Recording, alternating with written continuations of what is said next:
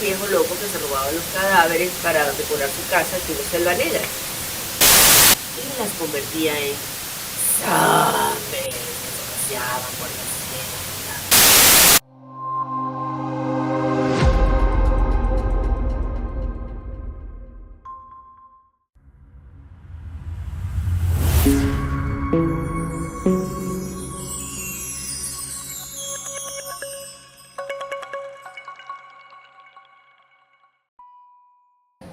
Saludos, estimados todos. Bienvenidos sean todos a esta su casa de lo humano, lo divino y lo profano. Pónganse cómodos y busquen la bebida de su preferencia. Hoy hablaremos de Tras la huella de la momia. Comencemos. Salud. Caracas es una ciudad en la que si te aburres es porque quieres, porque si algo tiene esta ciudad son historias, leyendas, anécdotas de todo tipo, pero sobre todo chismes. Hoy les traigo una de esas leyendas urbanas que parece sacada de una serie de Netflix, Discovery o Telemundo. Y lo mejor es que con voluntad, ganas de aventura y una condición física relativamente decente, si estás en Caracas o estás de visita en la ciudad, puedes conocer el sitio donde nació la leyenda. En este episodio de lo humano, lo divino y lo profano, nos meteremos en el misterio del Dr. Nog, o Canoche para sus amigos, y sus momias. Y ustedes se preguntarán, ¿quién más o menos querría tener una momia tiesa como un ajo en su casa? Más gente de la que imaginan. Agárrense. Entre algunos habitantes de Caracas circula la leyenda de que en el siglo XIX vivió un médico alemán que, en medio de su locura, experimentaba con cadáveres en su casa en el Ávila. En La Guaira la historia era otra muy diferente, pues al mismo médico le atribuían un carácter caritativo y decían que ayudaba a los más pobres. Era un santo. Esa historia comienza el 17 de marzo de 1813 en Halberstadt, un pueblito en el corazón de lo que hoy es Alemania. Ese día nació nuestro amigo Augustus Gottfried Nog. Desde niño se enamoró de la ciencia y se graduó de médico en la Universidad de Friburgo en 1845. Su padre, Gotti Nog, era maestro cervecero, un oficio que le permitía mantener un buen estatus socioeconómico. Su madre era descendiente del famoso médico paracelsiano Adam von Bonstein. Dato curioso, según Google, la escuela de medicina de Paracelso gustaba de recetar momia, cadáver humano seco pulverizado, como tratamiento general. Usted tenía asma, se tomaba su momia. Usted tenía tos, se tomaba su momia. Usted amanecía chueco del estómago, se tomaba su momia. Comienzo a ver un patrón, no sé ustedes, pero retomemos. Salud. En fin, nuestro héroe, luego de presentar su tesis titulada al español sobre la leche de la mujer, oyó de una nueva república surgida de la guerra independentista contra España. Un auténtico paraíso tropical que, por consejo de Alexander von Humboldt, al general José Antonio Páez, abría puertas a inmigrantes europeos. Entonces, nuestro Nog, joven, alocado, lleno de sueños, se lanza a esa aventura sin miedo al éxito. Revalidó su título en la Universidad Central de Venezuela en 1845. Además, cofunda el Hospital San Juan de Dios de La Guaira, que ya no existe. Excelente cirujano y laboratorista químico que ayudó desde ese puesto a combatir la epidemia de cólera que se desató entre 1855 y 1856. Médico de sanidad de La Guaira, muy buena persona, como dijimos, ayudaba a todo el que lo necesitara y a los pobres no les cobraba. Era visto como el José Gregorio Hernández del litoral. Además, Fue profesor de latín en el colegio La Confraternidad de La Guaira. Alto, flaco, rubio, ojos claros, elegante, dueño de modales impecables, todo un muñeco. El doctor Knox se convirtió en un personaje respetado y muy querido de la zona. Comenzó atendiendo a los alemanes de la villa, que lo apodaban Knock, o huesudo en su idioma natal, por su profesión y su contextura, porque era muy flaquito. Se desempeñó como agente consular y vicecónsul de Brasil en La Guaira. Fue admitido a la Sociedad de Ciencias Naturales de Caracas junto a Federico Lesman, conocido como el padre de la fotografía en Venezuela y habitante de La Guaira. Pero, por lo que es más recordado, su aspecto más conocido y desconocido a la vez, es su trabajo de preservación de los cuerpos. Entonces, como dijo Jack el Destripador, ¡vamos por partes! Una vez nuestro incomprendido favorito se establece en La Guaira, decide traerse a su familia. Entonces trae a vivir allí a su esposa Francisca Bloom y con ella a las niñas Josephine y Amalie Wiman, quienes más tarde serían sus enfermeras o ayudantes en las labores de momificación. Su hija Ana, quien se casó con Heinrich Müller, jefe de la casa comercial Eduardo Marturet y compañía de La Guaira y nombrado cónsul en 1859, y un hijo llamado Osvaldo que nació en La Guaira, pero se fue a Alemania a estudiar medicina y volvió graduado. Quédense, que de ese cuerpo hablaremos más adelante. Total, que además llegó su hermano Wilhelm, que también era médico. Amelie y su hermana Josefa o Josephine habían migrado junto a su padre Damián Wiman como colonos fundadores de la colonia Tovar en 1843. Cuando el padre abandonó La Guaira varios años después para instalarse en la colonia Tovar, dejó a las niñas al cuidado de la familia Knock, con quienes permanecieron hasta después de su muerte. La esposa de Knock, ya sea por problemas de salud, la soledad que le provocaba vivir en la hacienda, el aislamiento, sencillamente pienso yo que no quería terminar como una momia y entonces decide regresar a Alemania mientras hay vida y voluntad en ese cuerpo. Y ella muere en una fecha desconocida. Nuestro amigo Knock realmente no se dio mala vida y le dijo: adiós Francisca, se te quiso. En cuanto a la adquisición de la casa, cuentan que Knock amaba la zona y solía visitar frecuentemente Galipán. Dicen que hacía largos paseos a caballo o a pie. Se enamoró de la zona, porque según dicen, el tipo moría de amor por la naturaleza. Seguro era de esos que abrazan árboles, besan piedras. Quizás sencillamente el clima y la neblina le recordaban su pueblo natal. Además, la vista al mar era espectacular. Y por eso se compró una finca en el sector El Palmar del Picacho. Y la bautizó Buena Vista. Y al principio pasaba allí los fines de semana. Otra leyenda cuenta que a mediados de la década de 1850 recibió esta finca cafetalera como agradecimiento de una familia. Pero la versión más aceptada es que la compró en 70.000 bolívares de la época. El hecho es que allí construyó su casa, su mausoleo y su laboratorio.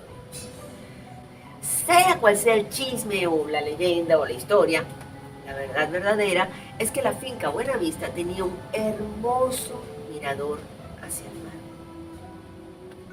En ese lugar, alrededor de 1612, los terratenientes de la Orden de los Caballeros Teutónicos, es como una versión alemana de los Caballeros Templarios, construyeron una granja de café sobre lo que hoy es Galipán.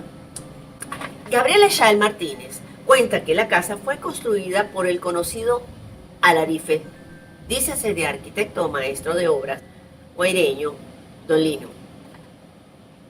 Solo Don Lino, como Madonna.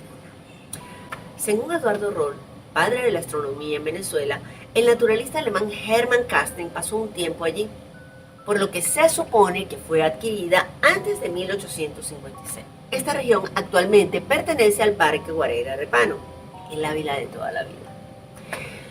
Y tal como dice la Biblia, sus bases se levantaron sobre roca maciza y allí construyó su casa. Tal vez por ello, el lugar se ha mantenido a salvo de los desastres naturales, pero no de los desastres humanos. La finca tenía un patio principal y patio delantero, casa principal, cuartos auxiliares, biblioteca, capilla, torre de observación, mirador, laboratorio, caballerizas, armería, etc. O sea, todos los coroticos, todas las habitaciones tenían vista al mar. La residencia estaba decorada con un gusto exquisito. Obras de arte por todo el recinto, decorada al estilo selva negra alemana. La región, no el postre. Y en su interior contaba con un amplio salón de madera que tenía una chimenea de piedra, amplios ventanales, techos de madera, un largo pasillo y techo a dos aguas. Según Eduardo Rosbach, en sus visitas a la finca en 1925, dijo: tenemos la impresión que hemos sido sustraídos de un ambiente del trópico para penetrar bruscamente en el célebre Gran Ducado de Baden. Estamos en plena Germania.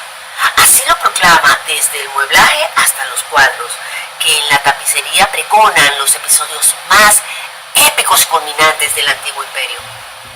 La anciana se dirige a la pared, refiriéndose a Malí, donde cuelga un grabado que representa la entrevista en el campo de Waterloo entre el duque de Wellington y Blücher. También estaban el laboratorio y el mausoleo de 6 metros de altura, donde con el paso de los años fueron guardando los restos familiares.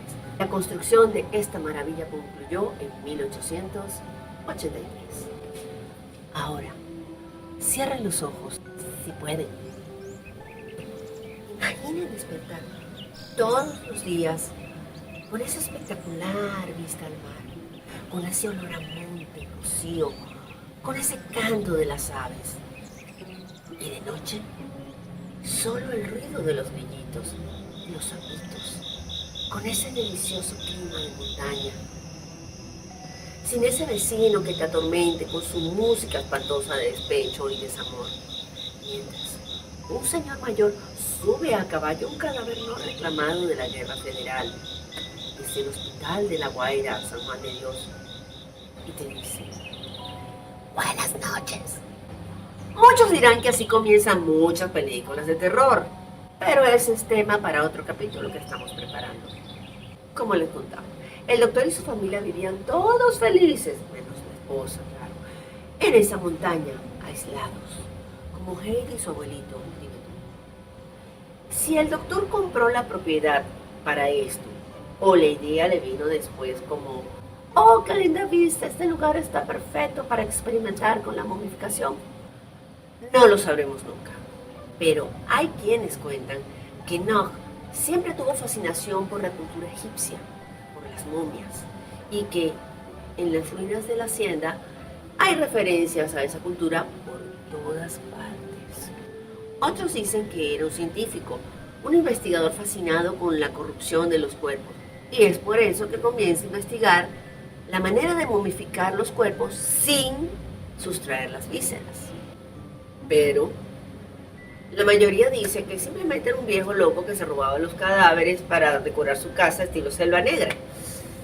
La verdad es que comienza a trabajar en un método de momificación que, inyectando un líquido en la yugular, da el mismo resultado de los antiguos métodos de momificación, incluyendo el egipcio.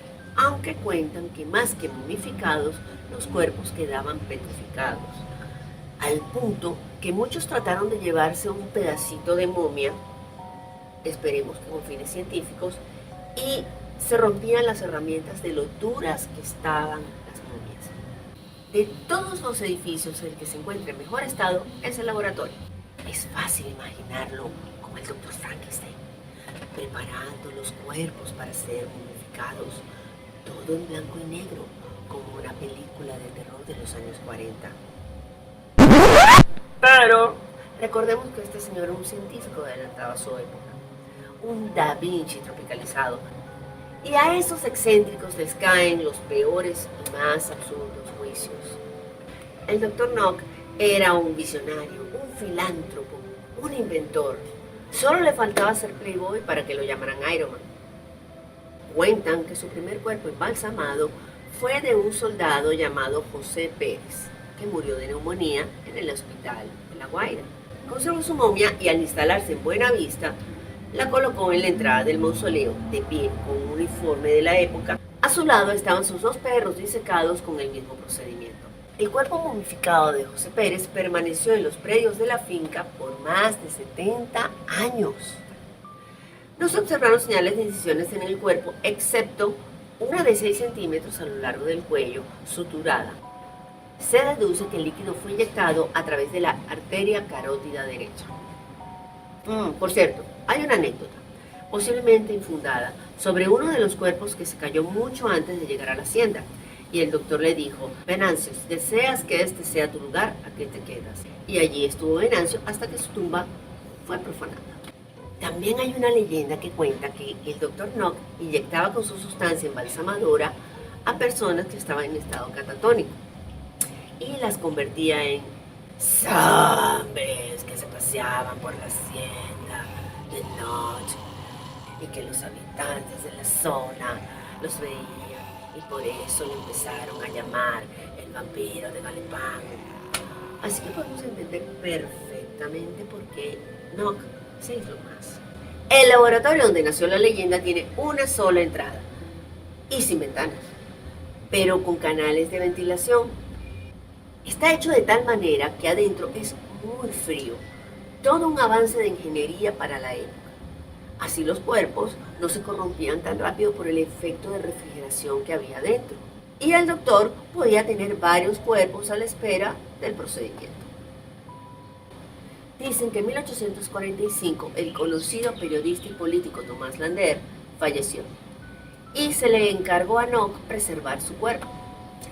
El resultado fue tan exitoso que los familiares de Lander, en lugar de enterrarlo, pues les pareció bonito sentarlo detrás de su escritorio en su despacho, con su vestimenta negra, y permaneció coleado entre los vivos por 39 años. Cuentan que su hija le sacudía el polvo y le pedía la bendición, y lo mismo hacían sus nietecitos cuando lo veían. Una anécdota dice que una persona que veía a Lander por la ventana un día reclamó a la familia la falta de modales de ese señor, que no le devolvía el saludo. Total, mis queridísimos, que ese bochinche duró hasta que el presidente Guzmán Blanco ordenó trasladarlo al Panteón Nacional el 5 de abril de 1884. También corrió el rumor de que el presidente Francisco Linares Alcántara fue paciente de Nock hasta después de muerto, y no les digo más, ahí les dejo eso. Según Carlos Enrique Reverón, Nock pensaba que los cuerpos debían pudrirse sin que los cubriera la tierra, y para eso hizo el mausoleo completamente aislado de la casa, con bóvedas para cada uno de ellos, con sola tapa de mármol y una ventana de vidrio protegida con malla de metal a la altura de la cara, con la finalidad de poder observar o estudiar el proceso de descomposición. No sé ustedes, yo ni a mis perros los quisiera ver momificados en la sala, con la pelota momificada, con unas rueditas para pasearlos, momificados. Sí, es horrible. A ese tío que uno quiso tanto, en el lugar donde fue más feliz, en su cama, cambiando canales momificados. No, gracias. Por favor, dejen sus comentarios. Si ustedes lo harían, o si están de acuerdo, ¿cómo les gustaría que estuviera su momia? Déjenlo aquí abajo en los comentarios. Los leo. Ahora hablemos de lo que le da mala fama al Dr. Nock y hace que todo lo interesante que hizo sea eclipsado. Las momias y el mausoleo. O el mausoleo y las momias, como ustedes prefieran. Imaginemos un rectángulo. En 2/3 partes del espacio estaban los 6 sarcófagos de concreto, con un pasillito para que la gente pudiera caminar o para labores de mantenimiento. Una sola ventana, una sola puerta.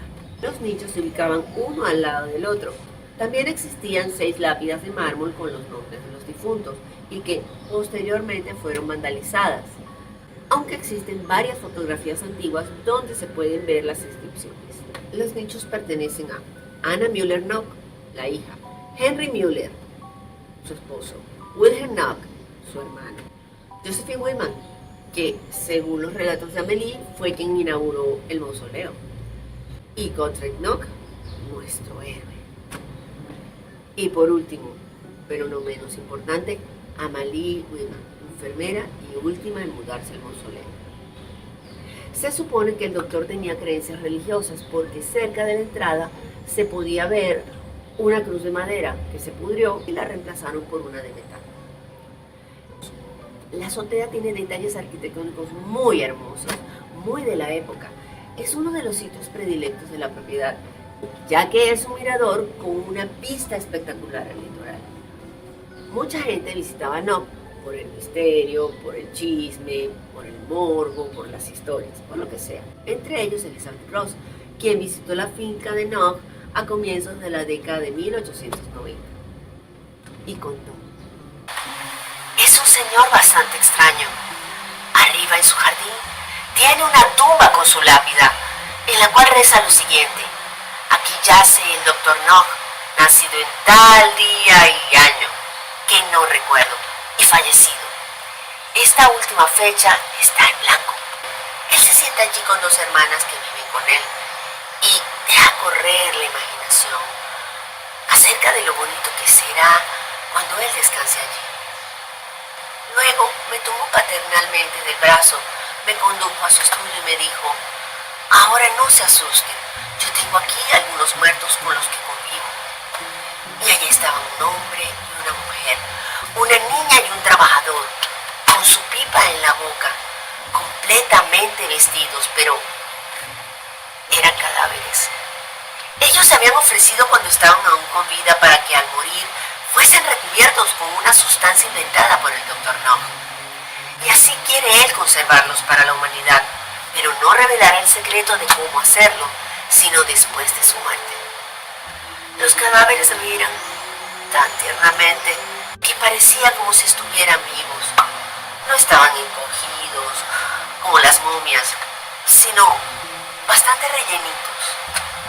Él tenía además una cantidad de envases con niños conservados en alcohol y otras cosas terribles en su cuarto.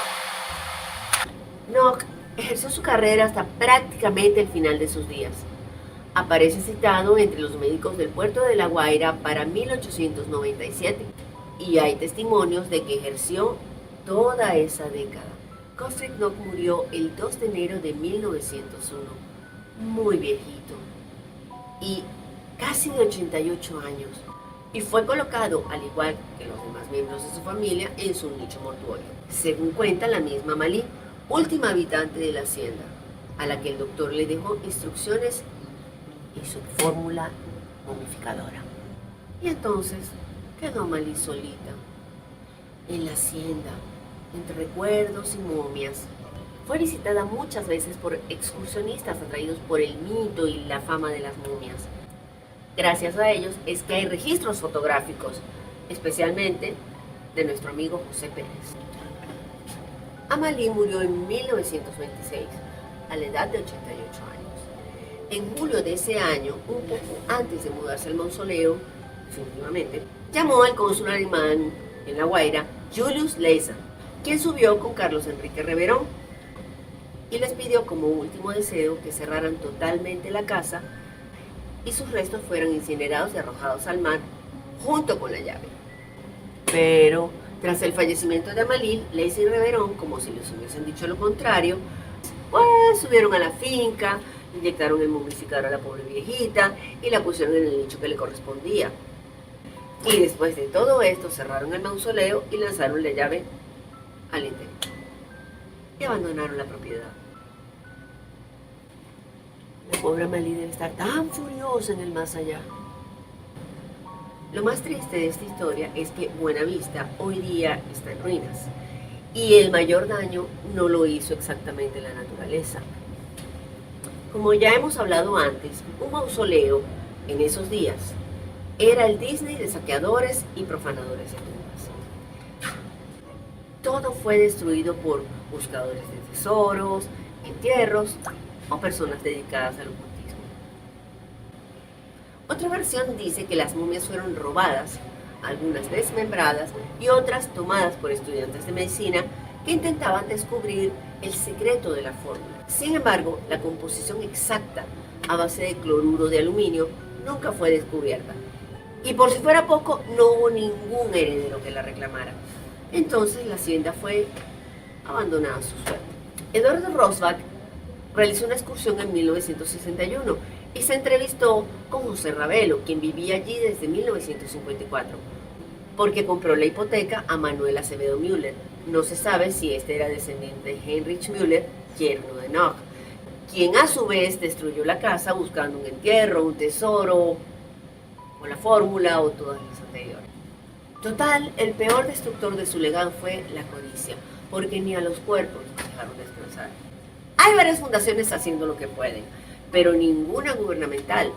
Sería increíble rescatar y hacer un museo sobre su vida, restaurar la casa, el mausoleo y el laboratorio, y darle al Dr. Nock el reconocimiento merecido y eliminar esa imagen de médico brujo, loco, nigromante que no se merece.